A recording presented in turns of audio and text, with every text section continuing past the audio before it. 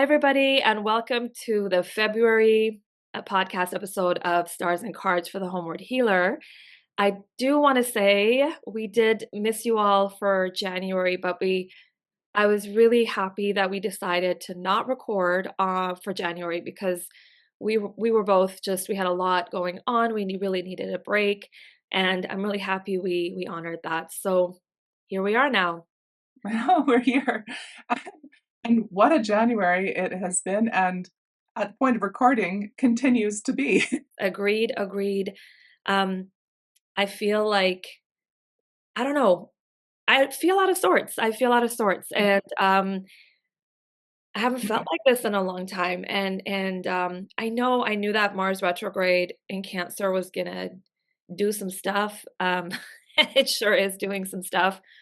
I Yes. don't know about you, but I feel like I'm revisiting some really old patterns, and for me, a lot of that has to do with like so Mars, generally speaking, we talked about this before, but it is like the planet of action, has to do with our sort of desires and how we take courageous action towards those things that matter to us. And it's often seen as like a quote unquote bad planet. It causes flare ups, inflammatory things, right? In terms of like whether it's the external world sort of reflecting things to us that way or personally, and so conflict, a lot of things. And so it's that time where we're kind of reflecting on some things in the sign of Cancer around our roots, our home, our foundations, and also our emotional processing, our inner home, and all things that you and I feel so near and dear. You Cancer rising and me being a Cancer sun. And so I just want to say it hasn't been easy. Mars here is very much more emotionally volatile in a way that when it was retrograde in Leo was different. Leo's more external energy, it feels. Cancer is more internal. So all of a sudden we're just having like an overwhelm of like emotionality around certain specific things. And that we both know that depends on our individual charts. But if Yeah. it has felt uneasy for folks out there, I know the world itself is that way, but often the planets mirror to us what we need to change collectively as well as individually. So to me, it has felt like all types of fires, as I said, because there's literally been fires. There's been wars, fires, all kinds of flare ups of sorts have been happening, and body flare up things happening related to things like grief and residual rage or just unresolved emotions kind of stuck inside us. So that's Hmm. what it feels like. That's a whole long way of saying it's been a time. It's been a time, and I think like we always say this that obviously astrology is like the backdrop. It's like context, isn't it? And you and I obviously both believe in free will and choice within that, but and the things that how it impacts us and the backdrop for each of us is different. And yet it's quite interesting to see the collective sort of experience too, and see where our place is in it and how we are coping and not or not, depending on what's going on. So yeah, it has been really fascinating to watch and experience as well because I would definitely say emotional flare-ups, emotional turmoil has been a theme for me in terms of um yeah, I think that there's been like real ups and downs. Now that could be hormonal too for me, but equally, but why is that at this time? You know what I mean? So um you're saying so just remind me that continues until February, doesn't it? Yes, We it still does. got a little ways left on that retrograde, don't we? It sure does. It ends on so good news is that it does end at the end of February It ends. 3rd. Yay! Um, and also Jupiter, which is currently retrograde, also goes direct, and Uranus goes direct on January 30th, but we are recording ahead of time. Mhm. So for folks listening, it's already gone direct. So there is some hope for forward movement from the kind of being stuck in the what I call the emotional whirlpool of the last few months. And I think Aquarius season really kicked off a little bit of like a bit of distance from that emotionality, but we're still in this you know, Mhm, still in this retrograde moment.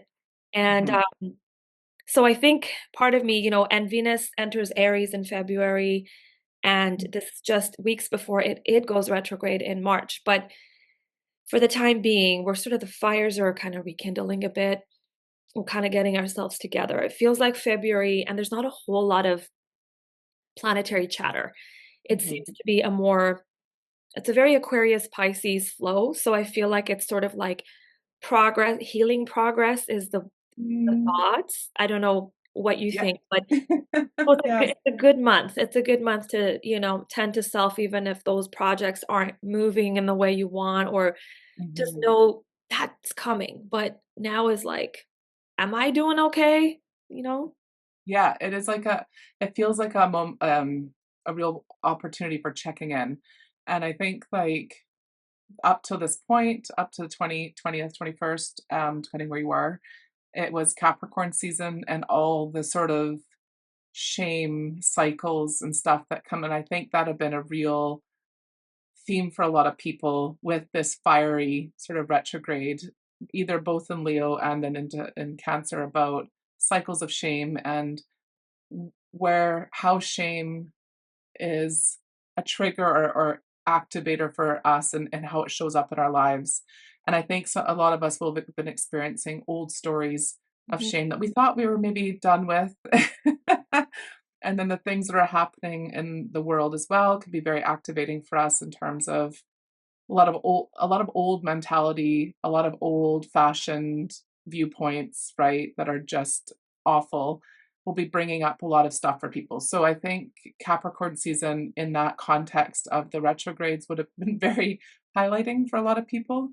And then moving into this Aquarius season, and for most of us know, but maybe some of us forget too, that Aquarius is actually an air sign and not a water sign, but we're going to be moving into a water sign.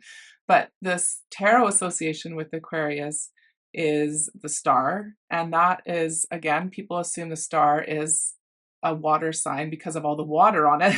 It's actually an air sign. And for me, the star is one of a few tarot cards that almost transcends its elements mhm, and its associations. So the other one is the magician for me, and the Fool. And the Fool actually is mhm, associated with this time period, this Aquarius season as well. And so the star is really special because it is a processing, yeah. It's got a processing of moving, this person's moving water from the pond and pool onto the ground. It's like a watering of, it's a very healing, regenerative energy. It's one of my favorite cards in the deck, and still also one of the harder ones for people to really engage with, because it's yes, it's water, it's earth, but it's the mentality around like healing, not self-healing, but healing. It's the mentality of, like, literally boring self-care, like doing the one thing to the next, the checking in, the watering our foundations and our things that we need to water. It's that phrase of what we pay attention to grows, mhm, whether that's positive or negative. It's all that kind of stuff. And it's a real opportunity to shift something. And I mhm, think something that has felt very hard and heavy for people mhm. can be an opportunity to shift it. So the Mhm. sun enters Pisces earlier this year, on the 18th here in the where I live, so on the Eastern time zone. So it's a come-in, and less than a week before a week before the full moon in Leo. So my question is, what's associated with Pisces? Pisces is the moon. So Hmm. it's obviously water, a water element, and it's the moon. And it is also associated with the hanged being, which is really interesting because so Pisces can feel really tight for a lot of people, because Pisces wants us to get really, really um, comfortable with discomfort. But it's discomfort for the greater good. What the beautiful thing about the moon is, if we allow ourselves, and the hang being, is if we allow ourselves to suspend Mm, from the doing and the knowing, we mm, can actually allow ourselves to pay attention to what's not always obvious to us, mm. but it's sitting right there, but it's not always obvious to. It's like a little bit of a opportunity for finding treasure, like Yeah. like those deep divers that go on, into Yeah. shipwrecks and they find treasure. It is scary down there. They don't know you can't see things right. The light's weird. You don't know what's going on. You don't even sometimes know up from down, but oh my gosh, you come across something amazing. And it's Pisces is a cool season, very uncomfortable for a lot of people, but a real opportunity. And I think Aquarius is asking us to do a little like very foundational, boring, but beautiful self-care and tending. And then yeah, that'll help I us. It'll help us. And I kind of think too about Pisces is that with Pisces, there's an element of like faith. It's a Yes, faith yes, connected trust. energy, trust in Oh, what you can't see, because Pisces yes. energy dwells in the realm of the ethereal. You don't know, you can't, it's like your mind's eye knows kind of thing. And so like there's an element of faith. I think that's beautiful that you said with sort of Mm, the moon card, which is like the lack of clarity is sometimes we're seeking clarity in a tangible way. And what I actually think for this season, that's for February, I should say, really is this energy of the clarity may not still be there this month. And I know a lot of folks are like, oh, what do I do? Do I quit my job? Do I leave this relationship? Yeah. I don't have the facts. I don't have the information. And I'm like, yeah, but what's being cultivated, or is a great time to cultivate this month, is to connect with your intuition, to connect with that inner knowing, right? And even if it's unclear, we have a sense about things, we have a feeling about things. Like this just doesn't feel right. And Mhm, no, and not take action on it because not just because of the Mars retrograde, but we never also want to take action based on a feeling necessarily, but we want to mhm. sit with that, as you said, and just kind of like observe it. Look Yeah. at that sort of Aquarian, distanced manner where the emotions aren't ruling the actions. Yeah. I mean, Aquarius can also be really cerebral, but we're asking, this is a combination of Aquarius and Pisces this season, so it's together.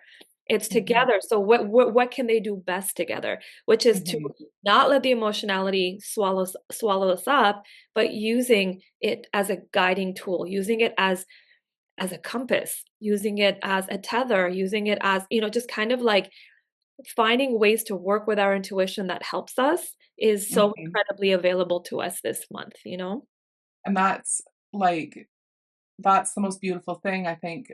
What some people might be finding in this season 2 is that they may become very aware Mm, of what cycle breaking things are required of them now yeah, from last season. So last Capricorn season there could have highlighted for some people a very clear, like, this needs to end. This doesn't move forward anymore. And so this season might feel like for some people like a fresh start, yeah, or they're looking at like a rehabilitation almost of how they relate to themselves. And that's where I think that what you were saying is so beautiful, is if we're going to look over February of going from this like air sign into a water sign, it's how do our thoughts and beliefs impact our emotions and vice versa, and how can we work with them together yeah, and not let one be run over by the other or taken on you know and I think the actions in this month aren't the that's what I was saying about the boring self-care stuff. It's not the big, like, I think the big things that we're feeling, we're not ready necessarily yet. I think it's the, like, when you're feeling that anxiety of like you're being told to wait, you feel impatient, you feel like you're out of control. It's like, do what's in your day to day to do. What do you have control to do in your day to day that is healthy for you, that feels nourishing, that feels like you're taking time to rehabilitate something in your life, in your emotions, in your beliefs, and your thought process. That's the action to be taken in this month. And you can see that when people there's a lot of knee jerk, big, for good reason. I'm not diminishing any of that. Big, like people are feeling very yeah, activated right now in a lot of ways. And actually, what we're being asked to do is, yeah, right, how can we come back to ourselves in our everyday life, touch, feel, look, sense that, I'm okay, I'm safe in this moment. For those of us who feel that way, I'm okay. Or what can I do to connect to myself so that I'm ready for more and bigger, for big changes for yourself. Do you know what I mean? Yeah, 100%. And I feel that this is why this moment in time, February and also March, for the Yeah. most part of March. I mean, we'll get to March when we get to March, but it is tumultuous. We have the eclipses coming up. We've got a Venus retrograde. I feel like I often refer to it as being in a snow globe and being shook. Like most of my clients know that's what I keep saying. Oh, yeah. But in a way that we don't necessarily have a hard landing, right? It's like a soft snow globe, kind of like poof, Mm, kind of twirling, twirling, twirling. And so it is exciting, it's exhilarating, it is hopeful because we're finally feeling like the stretchiness and the stuckness move, not really quite till the end of March. But mhm. February is all the things that, you just said. And it's important to tend to those things because when things start to move, that's often not when we want to start. It's not the time of the inner work because Yeah, it's external, right? And it's okay. I mean, it's not like no pressure, but why not utilize what the energies are telling us right now to make the most of this moment so we are connected, self-connected, and self-aware, even if we don't quite figure out how to move forward, right? Like, so percent. a practical example is like if there is, let's say I've been meaning to do a more physical activity, or if I want to, start a practice I used to love, like yoga, for example. I mean, this could be a great time to sign up for something, or to take, or like I'm going to start little walks, or Yes. whatever you're planting that seed this month is going to then be the thing you utilize later when things Mhm, do get, snow globy. But in mhm, addition to that, I do want to say that there is a theme of relational things that's been ongoing since the year started. And I think part of the Mars retrograde, in Leo and Cancer has been a lot about like our how we're showing up for ourselves, which oftentimes really gets highlighted in connection to others, right? yeah, We start noticing things better when we're in connection to others. Because if we're living by ourselves, somewhere out in like the meadows or whatever have you, and like we just, how are we going to know, right? So there's a big relational theme with this Mars retrograde, and of course with Venus, and really again amplifying our sense of uh self, really at its fundamental core, which is like, mhm, Venus retrograde in Aries is like, am I honoring my desires? Am I having my needs met, my basic needs met, whatever that means in my relationships? mhm, And same with, the Mars retrograde. They're both very much about those things in sort of different ways. And so I just mhm. want to say that if there's moments of self-reflection here because of some of that discomfort that is coming up, think I mean, this has been the downloads for me, is to not internalize it as in like, "Oh, I'm a horrible person," or "I suck," or "I'm not liked, I'm not wanted, I'm this, this, this, this, Yeah. this." And also not to be like, "Oh, it's them, it's them, it's them," because Yes. Yeah. the I love harder that. work is to do this, right? You do have to Yeah. Oh, think, yeah, next month because that's along with the moon. I mean, the moon and those are 2 very tricky cards in and of themselves, but also, like, the tricky cards we always say are that sometimes the most transformational. We know that. yeah. Um, but when you're I realize we really should mention the associations with Venus too, because Venus is playing a big role right now. And the other thing that's playing a big role is that we're looking at all of this in the context of a hermit year. And the hermit we know is very much about like spiritual journeys, step by step, by yourself, your core values, and the lantern being what are you following, what's your next best step, being able to do like reflections and all that. So this feels very like important right now, that the conversations we're having. Yeah, thank you. I I really know, wasn't I'm prepared like for over this here with because I my usually little ADHD self with my cards as you're talking. I'm like, "Let me find the card." and it is, they're like there it is, so within the context, this feels very important right now, and what you're saying about Venus too. And so when I'm talking about, like I said, get back to basics, boring self-care, a cycle of shame for a lot of people, and that might have been brought up last in Capricorn season, is around worthiness to Mm, your own care and nourishment and attention and love and compassion. And those are all themes of the Empress, which is associated with Venus, right? So we are being asked to really consider those things. And for a lot of us, particularly if it's where a lot of women listening to this, this is a very common theme that we can struggle with our own most basic, nourishing care because we don't feel worthy or we feel we have to. I know she's gorgeous. I Yeah, love her. coming through very Um, strongly. yeah, and Days. it's yeah, it's a throne. So for me, that's a root system card. So that is like at your most foundational basics of what are you rooting into? Where are we growing out of from? If we don't have a strong root system and care system, we can't grow up and out. You know, like a tree with no root system isn't a tree. So, Oh, and I think that those themes in terms of like when I'm talking self-care, I'm like, how are you considering yourself? First of all, are you considering yourself at all in your life? Are you, and this is hard for people to consider, but are you considering yourself first yeah. before your kids, your job, your partner, your whatever? And that people it is so uncomfortable for people to consider that. But if we you literally cannot put the mask on someone else in an airplane if you're passed out because you didn't put yours on.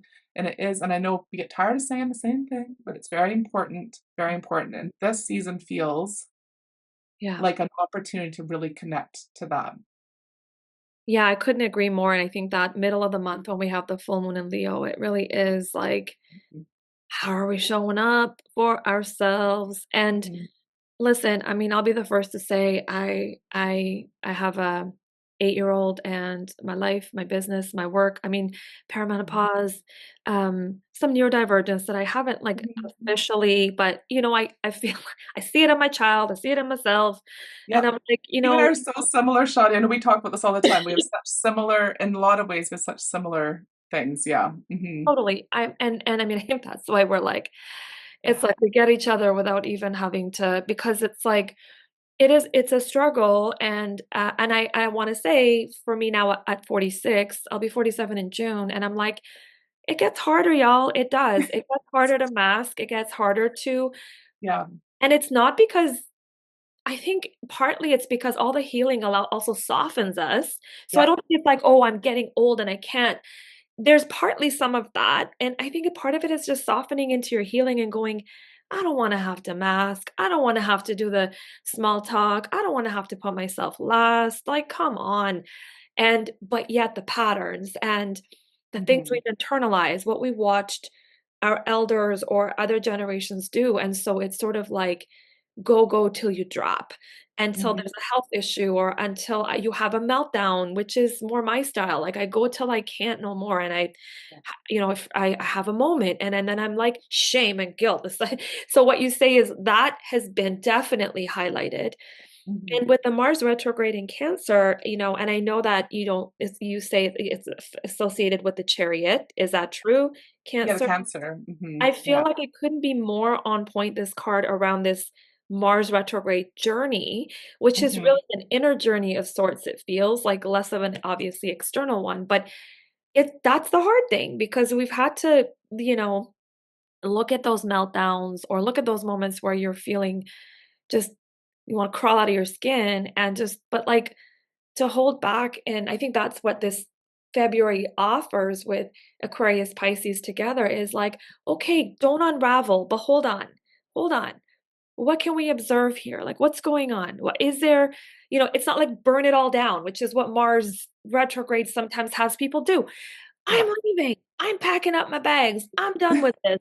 Or "I'm done with this partner sucks," or "This friend is the worst," or it's like, "No, we're going on an inner journey. What's my Mhm. role in all of this?" Not to say people also aren't shitty or people You don't, can do both. but it's both. Oftentimes, a lot of it is us. What have we allowed for? What are those patterns, right? And if we have Yes. friendships or partnerships that aren't fulfilling, what role have we played? Not abusive ones, but the ones where we have Yeah. played a role to create a dynamic that now we don't like. Yeah. So do we wanna burn it down or do we want something new, renewed, Mhm. renewed, I renewed? do. Yes. Yeah. And that's only a question someone themselves can answer, but that's the thing about this month to go on that journey. talk to Mhm. somebody, maybe book a session with a therapist or an astrologer or a tarot reader, but anybody that speaks to you that can help that Yeah. journey in peace, because sometimes Oh, we can't do yes. it alone. Oftentimes we cannot do it alone, but 100%. we need someone who will hold a loving, protective, caring space for us to do so. But this is that February, and I speak to myself too when I say it. I'm not outside of this. No, It's been and yeah, same. Well, we aren't because we aren't like I mean anyone any healing space holder worth their salt will be very open about the journeys that they're on and their own healing that they're doing within reason. What I mean is that we are on acknowledging that we are on our all on our own journeys and on our own things. And I find this very challenging. Shame and guilt is a huge part of my experience that I've learned growing up, and also twisting myself into shapes and being somebody I'm not to appease everybody else around me and make them comfortable. So, what I would suggest is what I'm noticing is can we at least just acknowledge without adding our own voice of yeah, guilt and shame to ourselves? Can we just acknowledge, oh, that feels shitty, or oh, I've done that again, or I don't want to be like this anymore, or I wish I was more like that, or I really want to try and do. Can we have that conversation with ourselves, but in a way that is, yeah, if it can't be loving, can it be neutral? yeah, Can it be like, can you just observe the data? Can you just be a very like, mm, neutral observer of what's going on so that you can at least then move to something different. And this as much as this month can feel like a fresh start, it is a fresh start as soon as you acknowledge things in a different way, and as soon as you recognize your role in something or how you want things to truly be that you've never admitted to yourself before, or any kind of those truths mm, without shame, without shitting on yourself, without being mean to yourself, without dismissing it. That's already yeah, a fresh start. You know what I mean? I So do.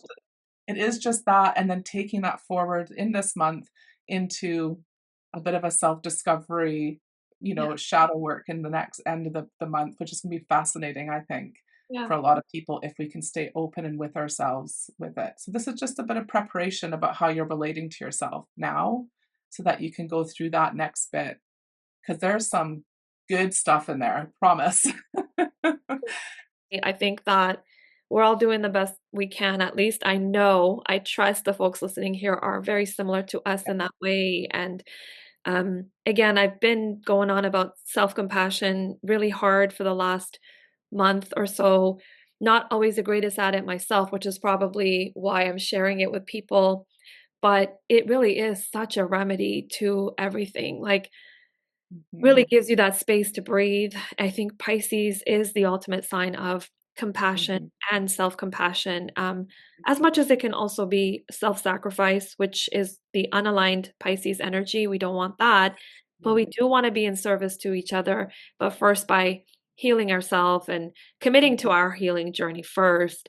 And mhm, that's why I think it's beautiful in February when Aquarius and Pisces, as much as they don't understand each other, but they come through together because it's like we will never make progress in that rigid, strictly rigid Aquarian fashion if we mhm, also don't leave space for healing to move forward. Like, a lot of folks associate Aquarius with progress and activism and community care, which is lovely, but an unaligned Aquarius will only see the path to liberation without actually understanding there's like emotionality involved, there's relational things involved, and that it requires complex human beings with all their yeah. nuances. And Yeah, because it can be a bit ideological, can't it? yeah, Sometimes unaligned. Yeah, like I see the one path and that's the path and that's the way we're going and that's the route. And then you've got these billions of humans and all their messy, beautiful, weird and wacky nuances and everything else. And we all have to come along too. So how do we do that? how do we do Yeah. this? This is a maybe a ask that is too much for you as we come to a close, but would you be willing to pull a card?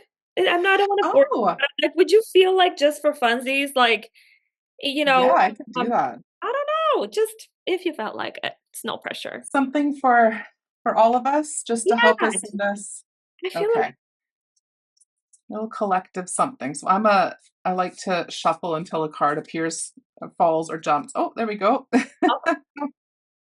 Oh no, I don't know if this is for you guys or if this is for me because this is my Is that your this is card? one of my I get a lot of nines, so it's the nine the 9 of wands, and it's actually Oh, really okay. beautiful because this one is a reminder to take moments and breaks in the midst of being busy. So like the wands are all about it's our energy levels and how we relate to our energetic selves and our energetic, so it's fire, and it has to do with like how we nurture and tend to our inner flames and our inner energy and capacity. And the nines come obviously just before 10, which is like the cycle end. And I think it's like that, it's being very intentional with our rest. And this is actually the card that was I pulled for my I think I pulled it for my this Like is why I wondered if it was for me because I get like trolls, you know what I mean? It was for my cat. scroll card. Yeah, it It's was for this my guy, Capricorn. right? The old school Yeah, card? Oh gosh, yeah. yeah. Your What's card great makes about it it look a lot because more ethereal and beautiful. This guy's oh, just I know, I'll tell you, this is a gorgeous deck. this It's this deck from is like the wounded dude holding his like yeah. oh But beautiful. what's cool about your deck actually shows it a wee bit better is that that's the more Smith Rider Waite, isn't it? But Yeah. is that there's actually gaps. So it's like taking breaks. Okay. It's like resting. Like I've done all this work and yes, I'm almost there. And yes, there's like a completion happening. But I'm also like rest has to be a fundamental, intrinsic, meaningful part of my life. And that's perfect for Aquarius season because we're having a wee suspension, a wee pause before for us to almost catch our breath, take stock. What's going on here? What cycle of shame what was that bringing up for me? How do I want to be different? What's a way of being a fresh start with myself? Well, one of the ways is probably for almost all of us is how do we build in meaningful, intentional rest for ourselves in our everyday lives? Where are the gaps? Where are the breaks? Where are the pauses? Where are the moments? Right. So, I mean, great month to do that, a great season to do that, actually. I love that so much. I feel like that's the card we all needed to hear. It's a card we all need. And just to say that's from Tarot of the Holy Spectrum, which is a really lovely, this is the deck I use for when I read for others. Others. Um, I've got my personal deck, I've got my Smith Rider Waite, but done as like a gold embossed one Love that one too. um, that Beautiful. I refer to, but that's the one I use for reading for other people. And it's a really beautiful deck. So I just wanted to shout that out. Thank you so much for that. And I think that that's a great takeaway for how to end this Yes, deep breath. episode. Go rest. And thank And you for all your astro insights as usual because they're always like I just love yeah, we love the weaving together of the astro and the tarot and all the things that come together, but you just do it so beautifully. So thank you very much as well. thank you, Jenny. Well, I send everybody a lot of care, a lot of love, and we're right there riding those turbulent waves with you and journeying within. And we wish you well until March. March. Right, take care everybody. Bye, everyone.